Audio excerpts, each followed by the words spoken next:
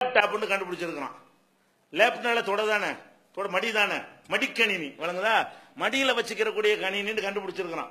இது கணினிங்கிற கண்டுபிடிப்புல ஒரு அட்வான்ஸா நமக்கு தெரிஞ்சாலும் முதல்ல டெஸ்க்ல வச்சுக்கிட்டு இருந்தான், டெஸ்க்டாப் உண்டு. இப்ப டெஸ்க்ல வைக்கிற என் டெஸ்க் எதுக்கு மடியில வச்சுக்க அப்படின்னு சொல்லி நினைச்சுன்னா லேப்டாப்னு கொண்டு வந்துட்டான். லேப்டாப்னா மடிக்கு மேலன்னு அர்த்தம். அப்ப லேப்புக்கு மேல இருக்கிறதுனால அதுக்கு என்ன பேரு, லேப்டாப்னு வச்சுட்டான். ஆனா விஞ்ஞானி என்ன சொல்றான்னா மடிக்கு மேல வைக்க கூடாதுங்கிறான். ஏன்? இதே காரணம் தான்.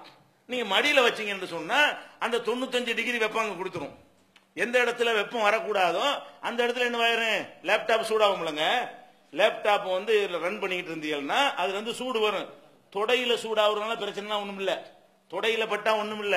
தொடையில படுவதோட சேர்த்து தனியாக அல்லாஹ் வெப்பப்படக்கூடாதுன்னு வச்சிருக்கிறானே, வெப்பம் குறைவா இருக்கணும்னு அந்த இடத்தில் வெப்பத்தை செலுத்தினுச்சுன்னு சொன்னா இந்த இறுக்கமான ஆடைகள் தொடர்ச்சி அணிவதனால் ஏற்படக்கூடிய எல்லா விளைவுகளும் அதுல ஏற்படும். மடிக்கணினி பார்க்கக்கூடிய எல்லாருக்குமே நாலாவட்டத்தில் அவங்களுக்கு ஆன்மை போய்விடும்.